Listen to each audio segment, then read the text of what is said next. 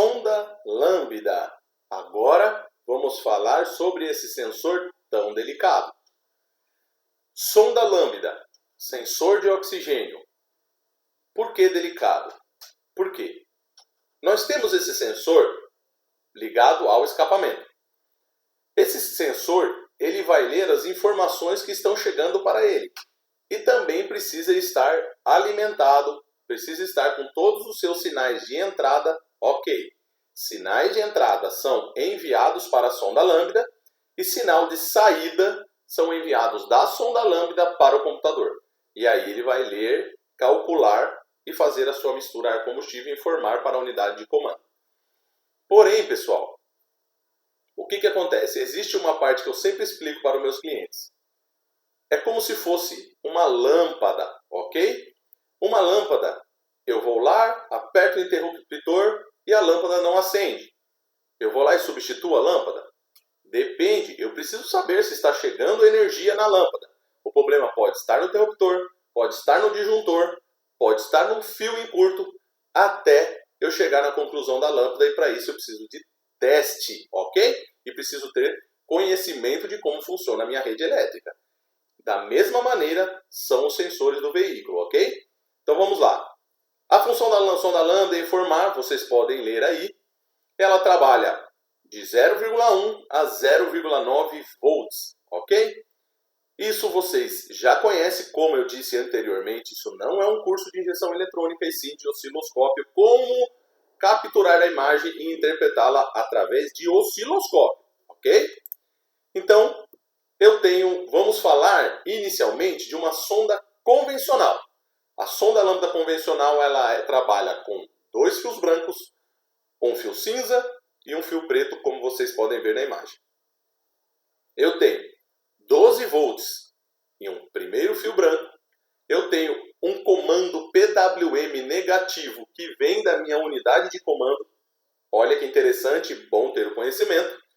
Tem um fio negativo que em 90% dos veículos vem do módulo, que é o fio cinza. E o fio preto vai sair o sinal da sonda lambda e enviar na unidade de comando. Então são 3 entradas, um 12 volts, um PWM para o aquecedor da sonda lambda, um negativo e um fio que vai sair o sinal e entrar na unidade de comando. Eu preciso ter conhecimento. Qual é a informação? Literatura técnica, porque alguns veículos trabalham com aterramento direto de carroceria. E a 90%, como eu falei, trabalha com aterramento filtrado, que é o que vem da unidade de comando. Ok? Tendo este conhecimento, nós vamos conseguir capturar a sua imagem. Essa imagem, ela está uma imagem limpa, ok? Reparem para vocês verem que ela não tem ruídos. Porém, se eu uso o aterramento do meu osciloscópio na bateria do meu carro, eu estou aterrando com aquele aterramento cheio de ruídos. O meu sensor emitiria um sinal ruidoso, ok? E um sinal ruidoso seria ruim de interpretar. Já eu pegando o aterramento da minha própria sonda lambda, como vimos na imagem anterior, eu vou pegar o sinal da minha sonda lambda, eu uso o cabo principal do meu osciloscópio, que seria um cabo como este.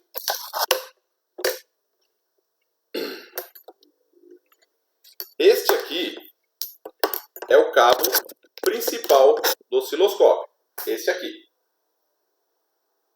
Eu tenho a parte que entra no BNC do meu osciloscópio e vou ter a garrinha principal, que é para ler o sinal, e uma garrinha para aterrar, certo? E eu quero escolher colocar uma agulha aqui, uma das agulhas, que é a agulha principal, eu vou colocar o fio preto, que é o que eu vou entrar o sinal aqui para o meu osciloscópio. E eu quero aterrar no fio cinza, porque esse fio cinza, o aterramento vem da unidade de comando. Porém, existem alguns veículos, como eu falei, que o sinal negativo não é um sinal, né? Que no caso o negativo, massa, ele vem da carroceria do veículo. O que eu faço para pegar um sinal limpo como na imagem seguinte? Eu posso utilizar o aterramento do sensor MAP, do sensor MAF, de algum sensor que é alimentado pelo módulo, ok? O aterramento. O sensor MAP, todos são aterrados vindo do módulo porque ele precisa. Sensor de TPS e assim por diante. Ele precisa ser um sinal filtrado, ok? Então, você pode utilizar o aterramento de um desses sensores e capturar o sinal da sonda lambda. Não recomendo a utilização de filtros. O filtro vai apenas esconder defeito, tá? Por que ele vai esconder defeito? Se eu tenho um sinal ruidoso por algum defeito na unidade de comando, por algum defeito de chicote, por algum defeito no próprio aterramento, em um carro que trabalha com aterramento tratado, e eu pego uma imagem toda ruidosa, eu sei que eu tenho um problema de aterramento. Eu tenho que corrigir, porque o ruído é defeito. Porém, se eu pego um filtro, né, um filtro passa baixa, que é um filtro que vai eliminar os ruídos, o que vai acontecer? Eu vou esconder os ruídos e não vou saber que o carro tem um defeito no aterramento. Consequentemente, a minha sonda lambda não vai ter um bom funcionamento. E o aterramento ele é extremamente importante. Por quê? Lembram da linha GM que trabalhava com um fio só? Vinha um fio saindo do sensor de oxigênio e entrando na unidade de comando.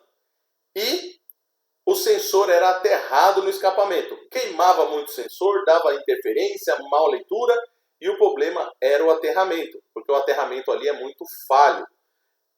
Então, dava defeito de sonda lambda, erros de leitura e tudo mais. Por isso, o aterramento é extremamente importante para um bom funcionamento da sonda lambda. O veículo a 2.000 RPMs, vamos medir o tempo de resposta, como estamos vendo na tela, na seta vermelha, ok? Esses são os pontos de análise. Nós vamos colocar a régua no fim do ciclo negativo e no começo aqui, ó, do ciclo positivo, tá? Bem no início. O meu osciloscópio ele vai medir o tempo em que demorou para essa onda sair de negativo para positivo. Esse tempo é o tempo de resposta da minha sonda lambda. Existem vários outros testes que nós vamos chegar mais para frente, que no caso está aí, medir a frequência da sonda em lilás. Também é um outro tipo de teste e eu consigo colocar nos dois extremos aqui, ó, na parte positiva no meio e na parte positiva no meio da próxima onda.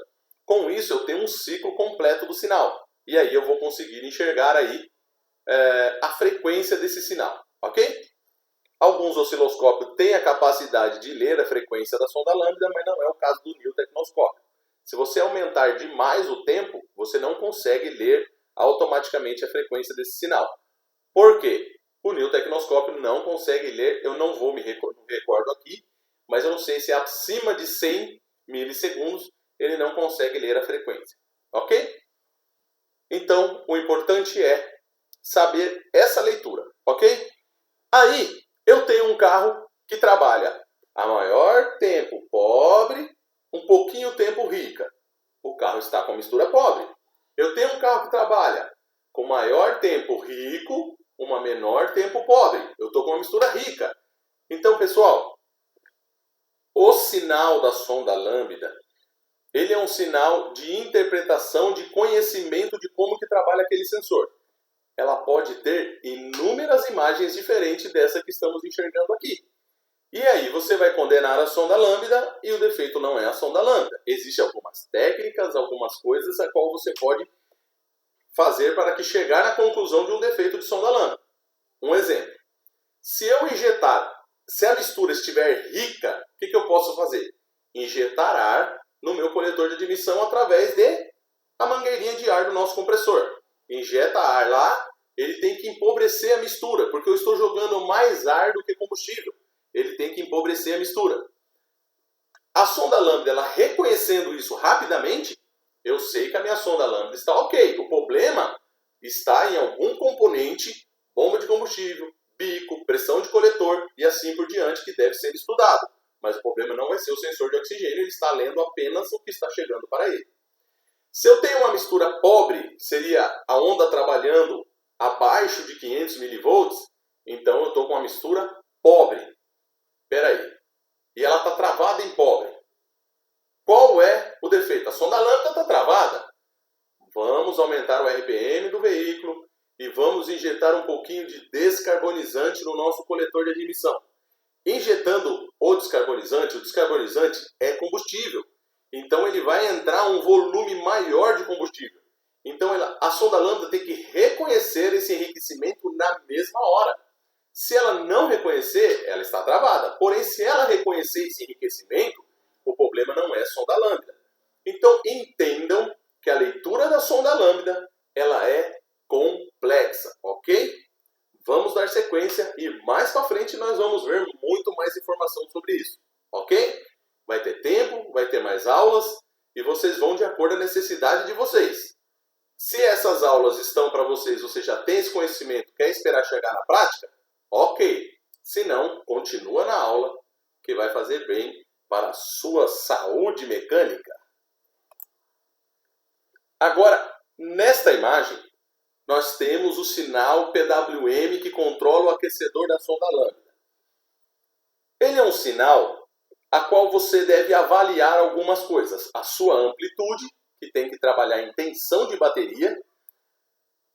O sinal PWM, mais para frente nós vamos falar nisso também. Como que funciona um sinal PWM? Sinal PWM, ele tem a sua alteração de frequência e tem a sua alteração. O quanto tempo ele ficou positivo e o quanto tempo ele ficou negativo. Lembram que aquela onda lá em cima, que nós vimos agorinha há pouco, que era o sensor de fluxo de ar digital, ele me mostrava na tela várias ondas quadradas. Porém, a parte inferior da onda, ela era do mesmo tamanho que a parte superior da onda. Já esse daqui, ele é controlado por PWM. Então, ela altera o tempo aqui desse ciclo, daqui até o início do meu negativo, até o final do meu positivo, é um ciclo completo. Porém, ele passou menos tempo negativo e mais tempo positivo. Quando ele está negativo, ele está acionando o aquecedor da minha sonda lambda. E ele deixou por um tempo menor. Quanto mais frio, ele vai fazer o quê? Alargar ali, ele vai mandar o tempo maior aqui, vai ser negativo e não positivo, para que essa sonda aqueça rápido. Conforme ela vai aquecendo, ele vai diminuindo o PWM negativo, porque já não está tendo tanta necessidade. Esse positivo que vocês estão enxergando, ele é um retorno, ok? Ele é retorno. Vou dar um exemplo para vocês. Eu tenho um sinal, uma alimentação positiva nessa sonda lambda que vem pós-fusível, tá? Então ela passa pelo fusível e entra na minha sonda lambda, tensão de bateria. Se o carro estiver em funcionamento, vai ser a tensão do alternador. Porém, vamos colocar aqui 12 volts para que não fique complicado. Eu tenho 12 volts entrando no meu sensor de oxigênio. Do outro lado, imagine uma luz, né? Do outro lado, eu tenho o meu negativo. Então, positivo e negativo. Porém, esse negativo, ele não é constante. Ele é como se fosse chaveado numa frequência muito alta, tá? Então, ele é chaveado. Então, ele manda negativo para, manda para, manda e para, manda para, manda e para.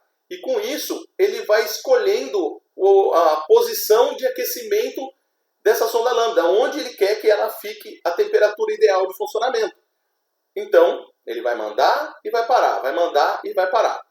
Porém, olha só, reparem, se eu mandar um período menor de tempo e já recuar, ela vai esquentar pouco, certo? Eu estou mandando pouca energia. Se eu mandar um tempo maior, segurar por um tempo maior, então eu estou aquecendo mais, entendeu? Então, se essa parte negativa ela for maior, significa que eu estou tentando aquecer o máximo essa sonda lambda. E se for menor, como está aqui, significa que já aqueceu consideravelmente, então ela não precisa mandar tanto negativo porque a temperatura já chegou próximo do seu ideal. Isso é só um exemplo de como que funciona um sinal PWM, como que nós vamos enxergar ele aí na tela do nosso osciloscópio. Tem a sua frequência e tem a sua banda de PWM, que foi o que acabamos de explicar para vocês. Ok? Essa imagem, é importante saber o quanto de PWM que está sendo gerado para acionar o aquecedor dessa sonda lambda? Não. Basta ter o sinal ou não.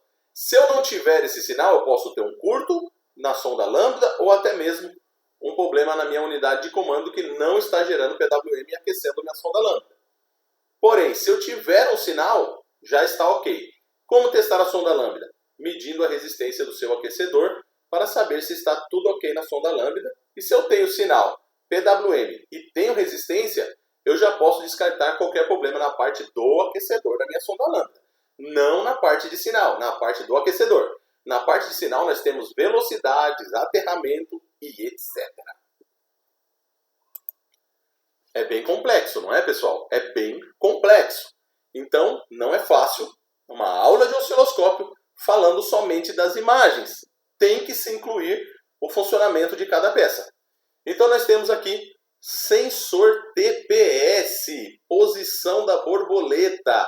Aqui é um carro convencional. Sensorzinho de posição da borboleta não é um corpo de eletrônica, corpo de borboleta eletrônico. É com TPS, como no exemplo dos nossos Gol MI, injeçãozinha eletrônica MI, né?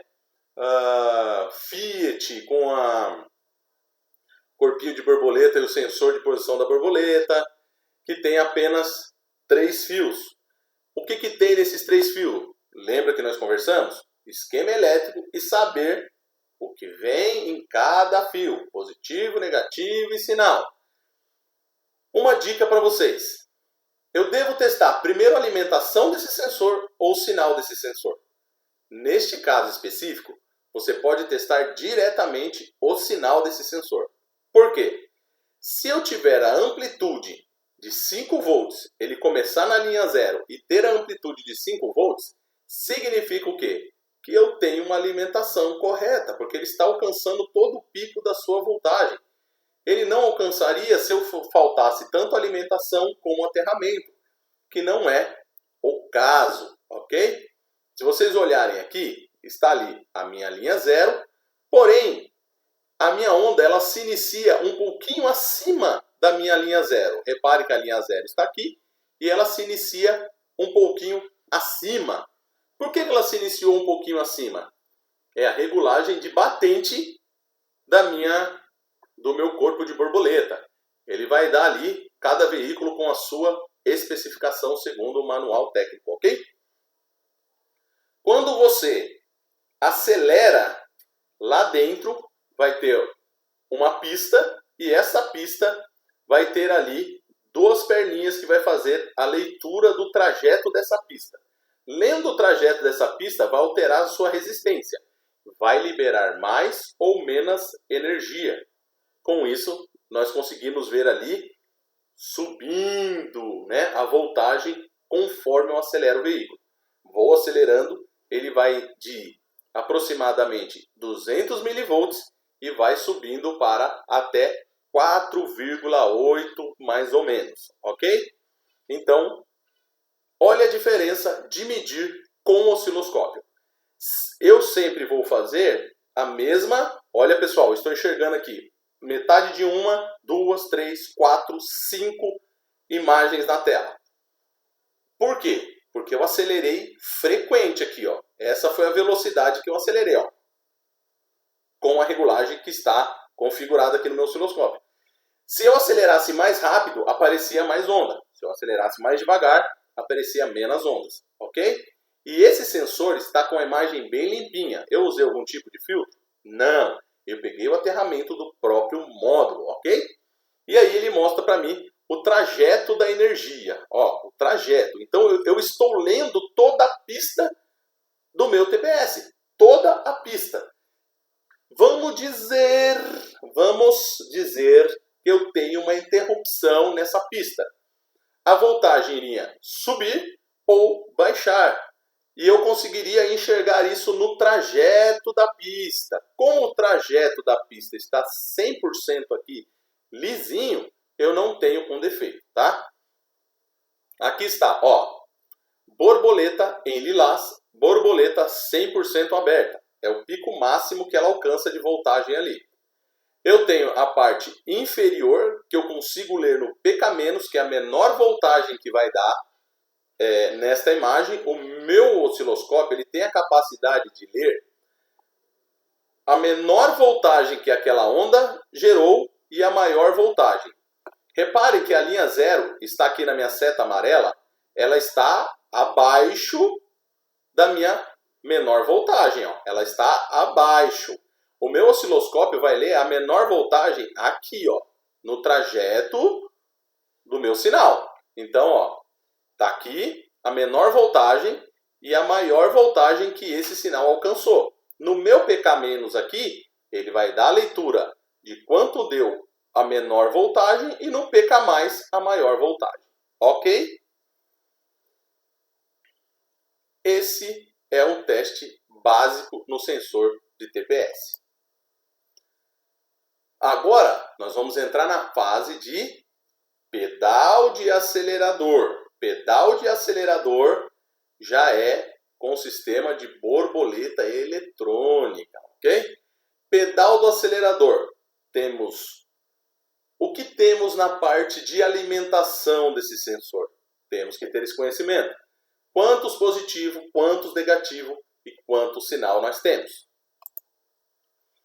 Aqui está o exemplo, né? Um pequeno exemplo. Está aí o pedal do acelerador.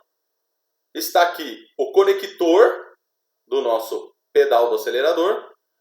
Está aqui o pedal do acelerador em si. E aqui um pequeno esquema elétrico. Essa imagem tem um mérito lá da mecânica avançada. Eu tenho 2 sinal, 2 aterramentos vindo do módulo. Reparem para vocês verem. Ele vem do módulo esse aterramento. E tenho 2 alimentação 5 volts. Então chega para o meu sensor. 2 aterramentos. Preciso conferir se estão ok. 2 sinal 5 volts. Preciso saber se está ok. E 2 saída. Quais são os valores dessa saída e como que ele trabalha? Desta maneira que estamos vendo aqui. Posição do acelerador. Tá? Então eu tenho a pista 1 em azul e a pista 2 em vermelho. Eu tenho habilitado 2 canais para poder enxergar esse sinal. O aterramento utilizei do próprio sensor, por isso pegamos uma imagem limpa, como vocês estão vendo. Então vamos lá. Reparem que o meu sensor azul ele está dando uma amplitude maior. Ele vai do PK- até o PK+, próximo ao seu 5 volts, 4, alguma coisa. Já o meu sinal vermelho, que é a pista 2, ela vai trabalhar com 50% do valor da pista 1. Vamos falar em valores redondos para ficar claro. Vamos dizer que seria de 0 a 4 volts. Ela vai trabalhar de 0 a 2 volts. E a pista 1 de 0 a 4 volts. Eu dei o valor redondo de 4 volts, porém sabemos que isso não é verdade. Ele trabalha com a sua posição inicial e vai até 4, alguma coisa, porque é o sensor alimentado por 5 volts e ele dá um sinal de próximo de 4, alguma coisa e o outro vai dar um sinal 50% disso. Olha que interessante. Mas aí, as imagens não casam. Se vocês repararem, eu tenho uma imagem menor e uma imagem maior. Não fica complicado para poder analisar esta imagem? Fica. Olha a vantagem show de bola de um osciloscópio. A pista 2 não trabalha com 50%? Reparem aqui que eu estou usando 1 volt por divisão. Ó, 1 volt por divisão. Se eu estou usando 1 volt por divisão, eu vou usar a pista 2, que é a menor, Eu vou colocar 500 milivolts. Não é 50% a menos? Elas vão casarem. A imagem vai casar, tá? Eu não tenho aqui, não coloquei no manual. Isso é uma dica, tá? Eu não coloquei no manual. Porém, se vocês colocarem no manual, ou melhor, perdão, eu não coloquei no manual, mas se vocês colocarem em prática no dia a dia de vocês, e vamos chegar nisso ainda, na prática, como eu falei para vocês, vocês vão ver que as imagens elas vão casar. Aqui nessa direção, onde você está vendo sair o vermelho, olha onde eu estou com o mouse ali, do lado esquerdo da minha tela. Eu tenho aqui o vermelho e tenho aqui o azul. Quando eu colocar 500 milivolts, esse sinal ele vai se alterar a sua posição. Ele vai subir um pouquinho mais. O importante é você clicar no balão e trazer ele até a hora que ele sair junto com o azul. Quando ele sair junto com o azul, que uma imagem casar sobre a outra, você acelera. Se uma pista tiver diferente da outra, a imagem vai sobressair uma da outra. Já pegou o pulo do gato, você vai chegar no defeito do teu carro, porque a coisa mais difícil que tem é os dois sensores dar o mesmo defeito. Porque eles trabalham com alimentação separada, são dois sensores separados no mesmo corpo. E você vai conseguir capturar o defeito desta maneira que eu dei essa dica para vocês, ok? Mas ó, não conta para ninguém. Bora para a próxima. Corpo de borboleta motorizado. Leiam aí para vocês terem conhecimento de como que ele funciona. Mas vamos para a parte importante. Esquema elétrico. É muito importante. Esquema elétrico. Ok, pessoal? Esquema elétrico. Você vai saber aonde vai entrar os sinais e aonde vai sair. Onde vai entrar as alimentações e aonde vai sair as informações. Ok? Neste caso, nós estamos pegando o sinal das pistas que são sensores de posição da borboleta eletrônica. Trabalha com duas. Já não é igual o pedal do acelerador. Elas trabalham com a mesma voltagem, porém inversa, ok? No meu osciloscópio, se vocês repararem, eu tô com o botão inverter clicado aqui, ó. Aqui, ó. Deve-se inverter uma das pistas para poder ficar no mesmo sentido, pois, como já sabemos, uma é positiva, a outra negativa. Então, a onda vai ser assim. Os dois canais vão sair assim, né? Ali, ó, vamos dizer aqui, ó, na direção do balãozinho azul e na direção do balãozinho vermelho.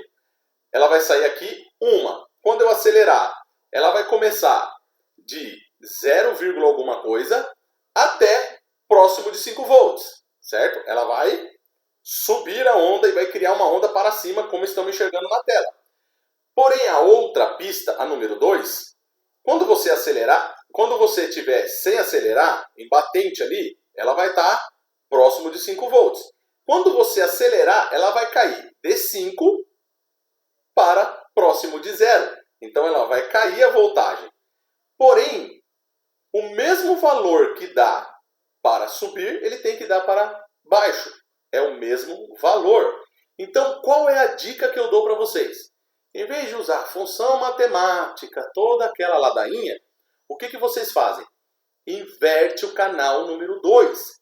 Invertendo a pista número 2. Invertendo a pista número 2, o que você vai fazer? Você vai fazer a mesma coisa que eu falei lá no pedal do acelerador. Os balões vão ficar em posições diferentes, como vocês estão vendo aqui, ó.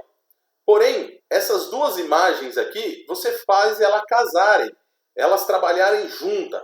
Vai estar uma linha reta, porque o acelerador não vai estacionado. Então vai estar uma linha reta. Aí você faz essas duas imagens, tanto o vermelho como o azul, casarem um em cima do outro. Quando você acelerar, se eu tiver uma incompatibilidade entre as pistas, eu vou conseguir enxergar que uma foi e a outra não. Uma ficou e a outra foi. Vice-versa. Qualquer anomalia que eu tiver, qualquer desencontro que eu tiver, eu vou conseguir ali enxergar um defeito. Aqui está o exemplo do que eu estou dizendo. Tanto o vermelho como o azul estão sobrepostos uma sobre a outra, tá? Aqui, ó, é a mesma imagem de cima, porém eu sobrepus as duas imagens e acelerei o carro. Repare que todo o trajeto da voltagem eu tenho como se fosse uma cor só. Nenhuma cor sobressaiu da outra, chegando na conclusão que eu não tenho um problema na pista do meu corpo de borboleta. Pronto. Agora, o meu corpo de borboleta ele é composto por as duas pistas, que é para informar para a unidade de comando aonde está a minha borboleta, e tenho também o sinal PWM, que vai controlar a posição da borboleta, aonde eu quero que ela esteja, certo? Não tem cabo, é via energia. Porém, se eu tenho um positivo e enxerto um negativo, ela abriria de uma vez só. O PWM, lembra da sonda lambda, trabalha da mesma maneira. Então eu vou escolhendo a posição em que essa borboleta vai estacionada. Está lá o buraquinho e eu quero escolher a posição, certo? Se vai abrir mais, se vai abrir menos, liberar mais ou liberar menos a quantidade de ar. E olha que interessante. Ciclo de trabalho. No caso do Newtecnoscópio, é um inferno, né? Você tem que ir no menuzinho esquerdo lá em cima, clicar, mais informações, e aí ele vai te dar o valor do ciclo de trabalho positivo. Tá legal? Eu tenho o valor do ciclo de trabalho positivo e tenho o valor do ciclo de trabalho negativo. Olha aqui. A parte superior desta onda é o ciclo de trabalho positivo. Então eu tenho tensão de bateria entrando de um lado e PWM deste lado. Essa alimentação ela é constante, tá? No momento que nós enxergamos esse ciclo positivo aqui, ó, é o retorno, tá? Ele está passando por dentro do motorzinho e retornando para dentro do computador. Porém, quando o computador envia o sinal negativo, aí ele aciona o motor. Ele vai acionar aquele motor. Isso não é em todos os veículos. Alguns veículos novos já mudaram seu padrão e alguns importados também. Porém, em 90% dos veículos, todos trabalham com a porcentagem do negativo. Você vai avaliar a porcentagem negativa. Porém, o Newtecnoscópio, ele não tem a capacidade de ler o negativo. Então, ele vai ler somente o positivo. Mas como é porcentagem, é a coisa mais simples. A porcentagem, lembra da escola, da pizzazinha. Se eu tiro ali metade da pizza, eu tenho 50%. Metade, 50%. Aí eu tenho 75%, 100%, seria toda a volta, 100%. Lembra disso? Agora nós vamos trazer essa informação para a imagem que estamos enxergando na tela do nosso computador. Ali, aonde está a seta verde, é o ciclo de trabalho positivo. Nesse momento, está em descanso. Tá legal? Está em descanso.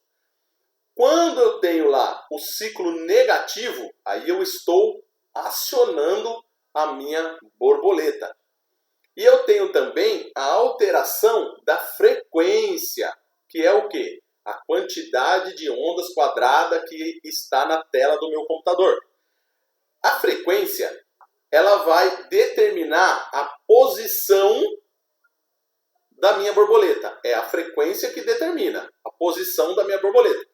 Eu quero que ela abra mais, onde eu quero que ela fique. Você está com o pé estável aqui. Ele vai manter uma frequência para que essa borboleta fique acionada naquela posição que você escolheu.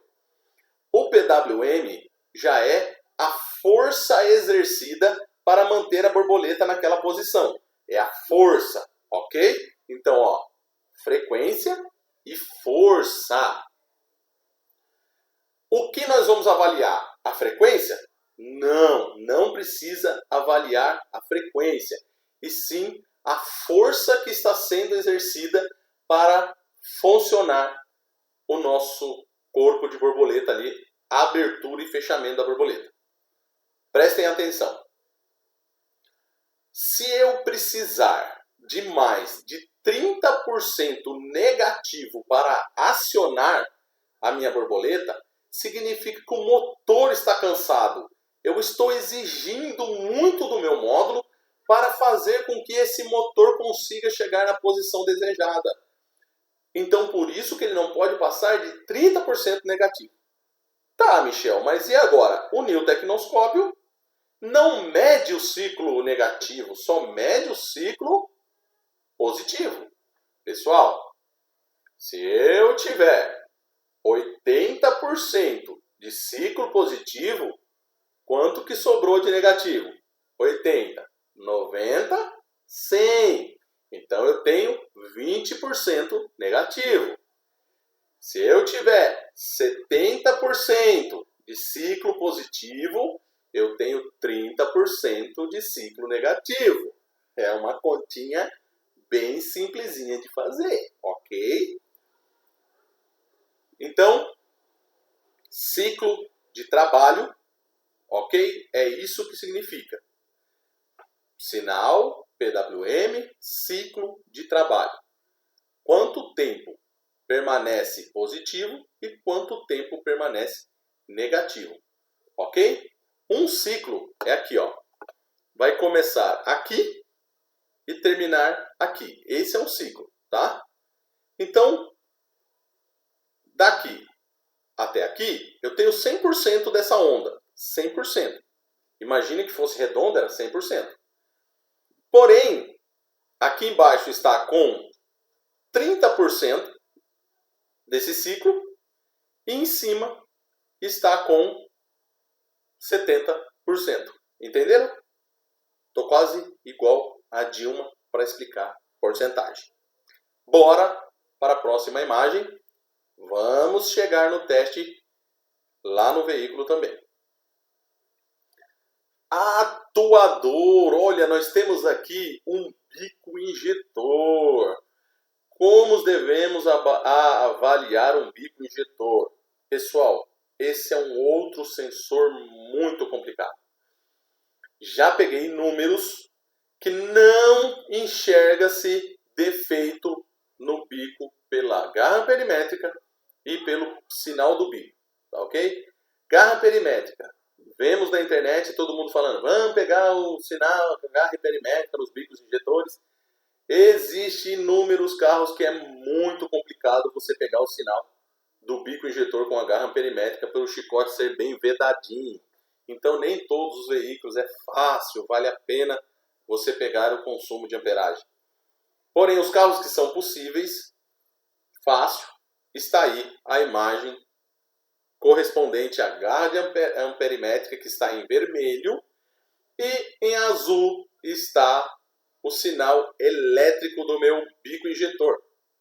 Eu não vou pegar a alimentação do meu bico, eu vou pegar o sinal que vem do módulo que injeta o negativo no meu bico injetor. Aqui já não é um sinal PWM, como vimos anteriormente. Ele é uma bobina, tem um enrolamento lá dentro, funciona como um automático de motor de arranque. Quando você aciona a partida, aquele automático empurra, né? Ou puxa, né? No caso ele puxa e ele vai fazer esse movimento, né? Ele vai puxar a parte de cima e a parte de baixo vai empurrar para dentro a engrenagemzinha que vai pegar no nosso volante do motor ali, certo? É mais ou menos isso, não é? Mas vamos focar no automático. Quando chega positivo e negativo nele, ele traz o automático para dentro. O bico injetor é basicamente isso, porém menor, óbvio. Ele está lá, quando chega a energia nele, dentro dele vai ter como se fosse, ele é côncavo assim, né? Como se fosse pontudinho, e a base dele é esse formato aqui, que encaixa perfeitamente essa peça que está em cima. Então, fechou, né? O bico está embaixo, fechou. Quando chega a energia no bico, tá aqui, ó, em azul, né? Nesse momento aqui, ó, chaveou lá dentro do módulo. Chegou a energia no meu bico. Ele começou a carregar o enrolamento. O bico não abriu ainda. Ele vai abrir no momento da minha seta vermelha. Eu só vou enxergar isso com uma garra perimétrica. Aí, neste momento, ele conseguiu fazer com que a agulha saia lá de dentro e levante e permita a passagem de combustível pelo bico e começou-se a injetar lá dentro. Quando o bico desliga, ele gera um pico de voltagem. Lembra nas aulas anteriores que nós falamos sobre isso? O bico trabalha com positivo bateria e um sinal negativo do módulo. Por que eu preciso usar um atenuador? Porque quando ele desliga, olha o pico de energia que ele gerou aqui, ó. Um pico considerável que chega próximo dos seus 40 volts. 90% dos osciloscópios suporta somente 45 volts de entrada. Então, vai chegar muito próximo para queimar o seu osciloscópio. Por isso, use atenuador. Quando se desliga, eu consigo enxergar o trajeto da agulha descendo, tá? Que é esse trajeto aqui. A agulha descendo, descendo, e de repente ela bate no fundo. Quando ela bate lá no fundo, aí ela gera essa ondinha que estamos enxergando aqui, ó. Aqui é o fechamento. Quando ela bateu no fundo, ela fechou e gerou essa ondinha e depois volta a voltagem inicial. Então, pessoal, esse é um sinal que vocês vão pegar no bico injetor. Esse é todo o trajeto de funcionamento. O que devemos avaliar? Se esse bico abriu, se o consumo de amperagem está ok, se não tem nenhuma anomalia nessa imagem. Se eu tenho aqui, ó, o fechamento desse bico injetor. Porém, pessoal, como eu disse para vocês, o bico injetor você precisa monitorar por um tempo considerável. Por quê? Se acontecer um defeito intermitente, mecânico, interno, dentro do bico, vai ser muito difícil você capturar este momento desta falha, tá? É muito difícil. Já houve casos aqui em que eu fiquei das 7 horas da manhã, das 7 horas da noite até aproximadamente 11 horas da noite para achar um defeito eletrônico no bico, porque o danadinho não falhava toda hora. Foi muito difícil conseguir chegar na conclusão do defeito. Porque até ele apresentar o seu defeito, o carro ficou funcionando na marcha lenta por muito tempo. Existem inúmeros testes a fazer com bico. Tem os testes de vazão e assim por diante. Ok? Agora, teste de primário. Pessoal, teste de primário. Existem dois tipos de primário, como falamos anteriormente também, mas agora nós vamos falar um pouco mais abrangente. Temos aqui um teste de primário num sistema de ignição que trabalha com a caixinha de ignição na bobina. Lembra que eu falei? Vou dar um exemplo do Gol EA111, que trabalha ali a sua bobinona, grandona ali, e tem uma caixinha de ignição em cima dela. Alguns outros modelos, vamos imaginar que aquela caixinha de ignição ela está acoplada lá dentro, tá? E você não vê, mas a caixinha está lá, tá? Que são o controlador da minha bobina. Já algumas bobinas, esse controlador está lá dentro do módulo. Então, quando vem um pulso lá do módulo, ele tem um retorno. Ele vai dar o espelho do secundário, que vai ser, ó, uma voltagem muito alta. Se você colocar o seu osciloscópiozinho naquele fio, queima o seu osciloscópio. Por isso temos que ter o conhecimento daquilo que estamos testando. Ok? Ignição primário. Eu vou pegar o fio de alimentação, vou colocar minha garra perimétrica. Vou ter aqui o pulso de acionamento. Vou ter aqui o consumo, tá? Eu coloquei aqui no caso em uma bobina de um veículo EA111. Então eu tenho aqui, ó, o pulso que vem do módulo é um pulso 5 volts, bem baixinho. Ele entra na minha bobina e lá vai fazer a conversão. Aqui eu peguei na alimentação da minha bobina, o consumo de amperagem desta bobina. E aqui embaixo eu peguei o sinal de secundário.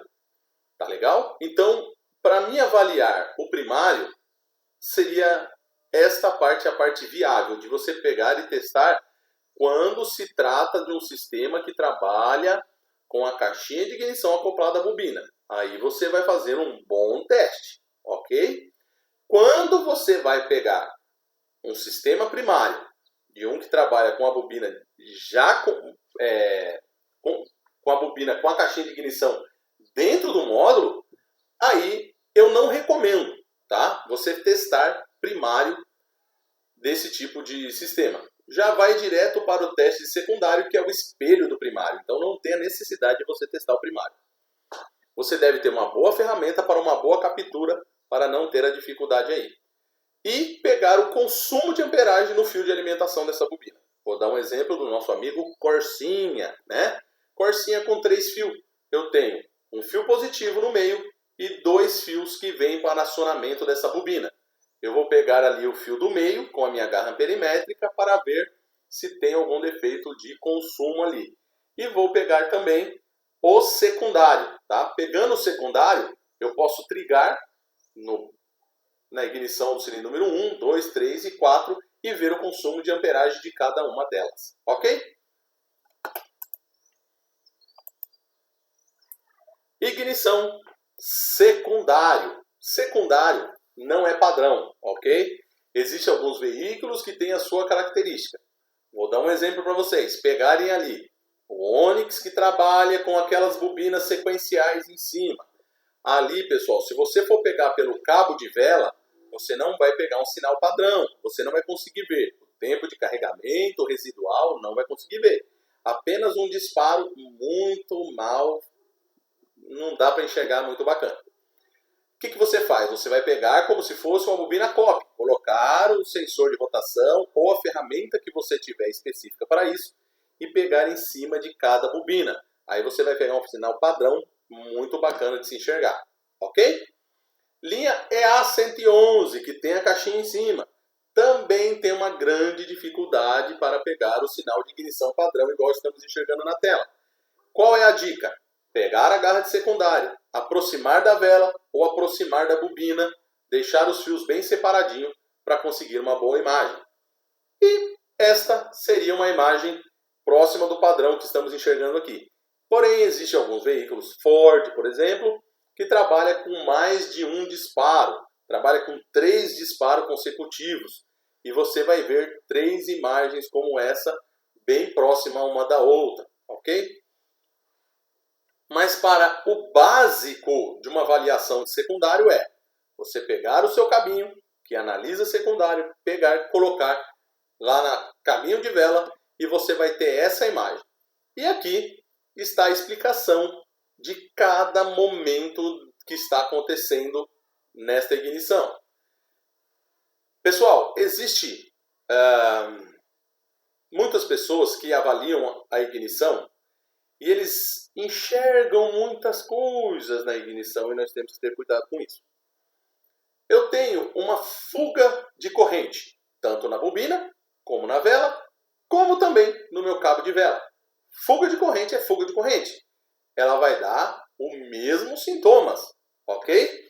Existem poucas características que você pode avaliar ali para conseguir chegar a uma conclusão exata. Geralmente, quando dá uma fuga de corrente ou mau funcionamento na vela, ele causa um ruído no tempo que a vela permaneceu acesa, que é o tempo de queima que está na setinha verde. Quando eu tenho residual, que é o fim do ciclo de ignição, eu tenho residual baixo, significa que eu posso ter um problema de bobina. Tá bom? Então, prestem muita atenção. Sinal de ignição, tomem cuidado. Não existe padrão em defeito. Os defeitos parecem que são mágicos, ok? Porque às vezes você pega alguns padrões, mas às vezes você vai naquele padrão, confia que o defeito está ali e o defeito não está, ok? Então tomem muito cuidado. Eu vou explicar para vocês agora, vamos lá. O módulo acionou, mandou o carregamento para essa bobina. Quando o módulo para de enviar, Aí é que acontece o disparo, tá? Não é no momento que o módulo está enviando, é no momento que ele para. Quando ele para de enviar o negativo, há o momento do disparo, que é o momento em que a vela acende, que está uma seta vermelha, ok? Então daí até o lilás, esse tempo ali que forma o desenho de uma cadeirinha, é o tempo em que a vela permaneceu acesa dentro do cilindro. Se eu tiver uma baixa compressão, esse tempo diminui. Se eu tiver um problema na bobina, esse tempo diminui. Ok? Então devemos conhecer o sistema e analisar tudo, fazer o checklistzinho. Agora vamos para o residual, que é o fim do ciclo de ignição, que está em lilás ali no nosso lado direito, um lilás fraco, parece um rosinha. Reparem que ele formou ali como um formatinho de mola. E isso eu vou dar um exemplo para vocês agora, ok? Eu até tinha aqui, mas o gatinho deve ter levado para brincar em algum lugar, daria para ilustrar melhor para vocês, mas vamos lá. Eu tenho aqui algo fixo e aqui eu tenho algo potente, que eu vou dar um impacto aqui, certo? Eu vou exercer uma força para dar um impacto em algo fixo. É como jogar uma bolinha no chão que ela quica, né? Se eu apenas soltar a bolinha no chão e ela quicar, ela vai quicar e formar o quê? Um desenho como se fosse uma bolinha aí, ó. Presta aí atenção. Aí, vamos dizer assim, eu tenho um sinal forte. Quando bate em algo fixo, ele dá uma quicadinha, certo? Ele vai dar quicadinha. Vamos dar um exemplo da bolinha que eu acho que ficou melhor. Você pegou e jogou essa bolinha no chão com força. Olha só, você exerceu a força. Você é a bobina. Você exerceu a força. Você jogou com força. Essa bolinha vai bater no chão e vai quicar várias vezes. Quanto mais ela quicar, mais força você tem. Agora vamos dizer que você cate essa bolinha aí, ó. Solte com toda a fraqueza do mundo. O que vai acontecer? Ela vai cair no chão e vai quicar menos forças ou às vezes nem quicar. Isso correspondente ao quê? Que foi exercida pouca força. A tua bobina está fraca. Ela exerceu pouca força, ok? Então, a molinha ali, ela ficaria menor ou até inexistente. Quando está inexistente, aí você pode saber que é bem provável que você tenha um defeito de bobina porque ela não gerou a potência necessária, ok? Aqui, nós vamos pegar o consumo de amperagem, como eu disse para vocês um pouquinho acima. Eu peguei o sinal de ignição e peguei o fio de alimentação da minha bobina. E eu consegui ver ali o consumo de amperagem dessa bobina. É legal você alterar o tempo do seu osciloscópio que você vai conseguir ver todos os consumos de amperagem. Se tiver um consumo de amperagem maior ou menor do lado, porque as bobinas do sistema diz, eu tenho o mesmo corpo, normalmente, né, o mesmo corpo, com duas torres, certo? Aqui é uma bobina e aqui é outra bobina. Quando eu mando pulso para cá, eu aciono essa bobina. Quando eu mando pulso para cá, eu aciono essa bobina. Então você tem que ter o mesmo consumo desse lado, o mesmo consumo desse lado. E se eu tiver alguma anomalia nessa imagem, eu posso ali estar atento para investigar que eu encontrei algum defeito. Ok? Sensor de velocidade. Mais uma onda quadrada para nós avaliarmos, tá? Essa onda quadrada, ela é de um sensor de velocidade de um veículo comum, como vou dar o exemplo para vocês, um Golzinho MI. Sensor de velocidade, ele dá uma onda quadrada. De acordo, eu aumento a velocidade nesse sensor, ele vai aumentar a sua frequência. Porém, olha que interessante, ele não altera aqui, ó, o ciclo de trabalho, porque ele não precisa de força. Ele precisa somente saber a frequência dessa imagem. Quanto maior a frequência, maior a velocidade do veículo. Eu preciso analisar o que nessa imagem? A amplitude do seu sinal e a sua frequência. Se ela aumenta, diminui e se causa alguma anomalia nessa imagem para que eu possa aí saber que o meu sensor tem defeito ou não. Sensor de rotação. Sensor de rotação do tipo indutivo. Sensor de rotação do tipo indutivo, ele gera sinal. Do tipo Hall, ele vai apenas ler o sinal. Esse daqui está gerando energia, ok? Leia aí este manual e vamos dar sequência. Pode pausar o vídeo, ler o manual e vamos dar sequência para a imagem de osciloscópio. Como na imagem anterior, um sensor lendo a roda fônica, 60 dentes e um espacinho faltando 2 dentes ali, não é? Então vai dar 58 dentes com um espacinho faltando 2 dentes. Pessoal, essa é a imagem característica que vocês vão pegar. Eu tenho que pegar essa imagem em AC, porém eu peguei em DC, errado, nessa imagem que vocês estão vendo. O correto seria em AC. Existem várias avaliações a ser feitas. Para ver a amplitude desse sinal, eu tenho que colocar em AC para avaliar a amplitude. Quando eu coloco em DC, eu não consigo avaliar corretamente a amplitude desse sinal. Porque esse sinal, ele é um sinal que gera sinal positivo e gera sinal negativo. O meu balão, reparem para vocês verem que o meu balão está aqui. A maior voltagem está para cima. Por quê? Porque eu coloquei em DC. Se eu colocar em AC, o meu balão vai estar no meio da onda. Então, o que tiver para cima é positivo, o que tiver para baixo é negativo. Ok? Devemos avaliar se está alinhado os dentes, como os vemos aqui, ó, está alinhado os dentes. Tem apenas uma barriguinha aqui, coisa que não devemos considerar. O veículo tem que estar com a marcha lenta estável, tá? E vemos que eu não tenho nenhuma interrupção em nenhum dente. Preciso avaliar a amplitude desse sinal, novamente. Preciso ter o manual do veículo, avaliar a amplitude desse sinal e a sua frequência também. Sensor de rotação do tipo Hall. Aqui, um exemplo do Gol é A111, que vai lá atrás, lá, ó. Leia este manualzinho, pausa o vídeo e vamos para a imagem gerada por ele. Sensor de rotação do tipo Hall. Ele trabalha lendo a frequência, né? Ele vai ler a frequência. Não tem alteração entre o tamanho dessa onda quadrada. Cada ondinha quadrada dessa, o sensor está olhando para a roda fônica. Conforme a roda fônica vai girando e os dentinhos vai passando em frente ao sensor, ele vai lendo cada dente daquele. Quando passa em frente ao sensor, ele derruba a sua voltagem. Depende da fabricação do sensor e da escolha do carro. Alguns, quando o dente passar por frente do sensor, ele vai derrubar a voltagem e você vai ver o dente na parte inferior da onda. Tá? Aqui seria o dente. 1, 2, 3, 4 e assim por diante. Existem alguns fabricantes que escolhem que quando o dentinho passa, ele gera um sinal positivo. Aí o dente seria a parte superior aqui. Cada parte superior dessa era equivalente a um dente. Aqui é um sensor com alimentação de 5 volts. Gera uma amplitude de 5 volts. Devemos avaliar a sua amplitude. Todos os dentes estão em conformidades. Nenhuma anomalia na imagem. Podemos comparar que todos os dentes estão ok. 60 menos o espacinho dos 2 dentes aqui. Distribuidor do tipo Hall. Aqui é uma Kombi ano 2004.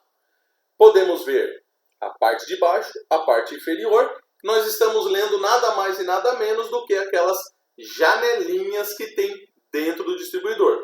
Quando se passa aquela janelinha em frente ao sensor, ela derruba a sua voltagem. Então, cada parte inferior, é uma janelinha que estamos enxergando, ok? E aqui é um ciclo de várias janelas. Olha que interessante. Existem 2 modelos de distribuidor, tá legal? Principalmente nos carros de injeção eletrônica e dos carros que têm distribuidor do tipo Hall que não são injeção eletrônica. Houve casos de amigos do grupo pegar e sofrer muito para achar um defeito. Ele não tem sensor de fase. Porém, o que a montadora decidiu fazer?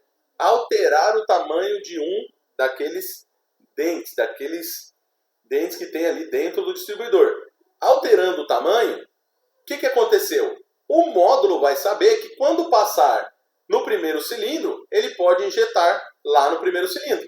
Olha que bacana, como um sensor de fase. Pode injetar no primeiro cilindro e fazer a injeção sequencial, que é no caso dos MI com o distribuidor. Aí você pega um distribuidor do tipo Hall, com 4 janelas iguais, coloca no veículo, o veículo funciona, porém não tem a capacidade de saber aonde está o primeiro cilindro e vai ficar difícil para você acertar esse veículo. Se tivesse uma daquelas lâminas amassadas, poderíamos enxergar aqui na tela do nosso osciloscópio. E qual é o teste que devemos fazer? Amplitude, avaliação de todos os dentes para saber se todos estão padrão. Sensor de rotação do tipo magneto resistivo. Leiam aí o manual e bora para a imagem gerada por esse sensor. Esse sensor é um sensor muito difícil de se enxergar. Estou usando aqui o New Tecnoscope, que tem uma taxa de amostragem baixa, ok? Por mais que seja o de 4 canais, que já tem uma taxa de amostragem um pouquinho mais alta, mas se você pegar o Hantek 6074 para cima, você vai conseguir ver aí uma imagem muito mais eficiente, o dente por inteiro. Reparem, são 60 menos 2, porém ele mostra em disparos curtos, tá? E aí, magneto resistivo. Devemos avaliar a sua amplitude, se todos os dentes estão presentes, se não tem nenhuma anomalia, é comparação entre eles. Sensor de fase, ele vai ler a posição do nosso comando de válvulas. Neste caso, sensor de fase do tipo Hall. Vamos para a imagem gerada por ele. Pessoal, toda vez que o dente passa, no caso do EA111, que é o exemplo que temos aqui, ele passou o dentinho do sensor de fase, passou pelo sensor, derruba-se a voltagem. Eu tenho uma voltagem positiva constante aqui em cima. Voltagem positiva constante. Quando passa em frente ao sensor, o dente, ele derruba a voltagem e vai fazer o desenho do dente aqui. Então eu tenho 1, 2, 3, 4 dentes. Aqui é um ciclo completo do meu sensor de fase. Quando eu abrir, eu posso reparar que lá no comando vai ter 4 dentes. 2 pequenos e 2 maiores. O que devemos avaliar aqui? Amplitude do sinal. Se não falta nenhum dente, temos que conhecer como que é o padrão de cada veículo para saber se está tudo nos seus parâmetros, se não está inexistente um dente. Vamos dizer que alguém colocou uma chave de fendinha, quebrou um dente lá, vai aparecer a inexistência de um dente e você precisa ter conhecimento de como trabalha cada veículo. Ou até a instalação de um comando errado. Então vamos lá, sensor de detonação. Sensor de detonação vai parafusado no bloco do veículo. Ele é um tipo de sensor que vai ler ali as compressões, tá legal? As explosões, na verdade, não a compressão, as explosões. A explosão, ela gera uma vibração, ela gera um impacto no bloco do motor do carro. E com isso, esse sensor vai enviar um sinal para o módulo que vai dizer se precisa avançar ou atrasar o ponto de ignição, ok? Temos aí os dois padrões, um que funciona como um sensor indutivo e o outro que tem uma malha de aterramento e também os dois sinais que vão funcionar como um sensor indutivo. A malha de aterramento seria para diminuir a possibilidade de ruídos aí, interferência no sinal. Aí está a imagem gerada por um sensor de detonação instalada no veículo. No momento da aceleração, ele gera esta energia que estamos vendo na tela do nosso computador. Porém, existe algum outro teste que você pode fazer, que é o teste de pancada. Colocar ali o osciloscópio, dar pequenas pancadinhas no seu sensor de detonação e ele tem que gerar voltagem. É voltagem ruidosa, mas ele tem que gerar uma voltagem aí na tela do seu osciloscópio. Simples assim, sensor de detonação. Medir a resistência e o seu funcionamento. Essa parte Redicam, vamos dar somente uma pincelada, coisinha muito rápida, porque é muito complexo. Eu tenho um sinal de Redicam, que vocês podem ver Redicam alta, Redicam baixa, cada um com a sua característica. Existe de altas, de baixas velocidades e agora mais modelos de trabalhos de rede. Porém, vamos dar um exemplo muito rápido aqui sobre a Redicam, uma explicação bem rápida. Ele é um sinal de extrema velocidade, a velocidade é muito rápida. Para você pegar um bom sinal, olha a regulagem que estamos usando aqui, ó. 100 micros segundo para conseguir capturar essa imagem que vocês estão vendo na tela. As duas imagens, tanto a azul como a vermelha, elas têm que ter o mesmo pacote de informação. Uma é confirmação da outra. Esses daí são pacote de informações que está sendo transitado entre módulos. Eu tenho o módulo do ABS mandando informação para o módulo de injeção. Tenho o módulo de airbag, tenho vários módulos de clima, temperaturas externa, tudo, painel, portas, tudo mandando para o computador do carro. Isso é a rede CAN. E através da rede CAN conseguimos ter várias informações de roda, de controle de estabilidade, de rotação, de frenagem, tudo. Essas informações elas se casam e cada módulo vai saber o que está acontecendo com o outro. É como se fosse uma rede de internet dentro do próprio carro, né? Módulos, roteadores conversando entre si, ok? O que devemos avaliar? Basicamente a amplitude do sinal e o desenho, né? Para saber se os pacotes de informação estão igual à parte de cima e à parte de baixo. Explicação bem básica sobre isso, ok? Aqui já vai entrar sobre transdutores. Transdutores, nós não vamos entrar nisso agora, vai ficar para uma próxima aula. A aula de hoje, aula número 3. Muito obrigado por quem participou, quem está apoiando o canal da G3. Espero que esteja sendo útil para vocês. Aguardem a próxima aula, aula 4.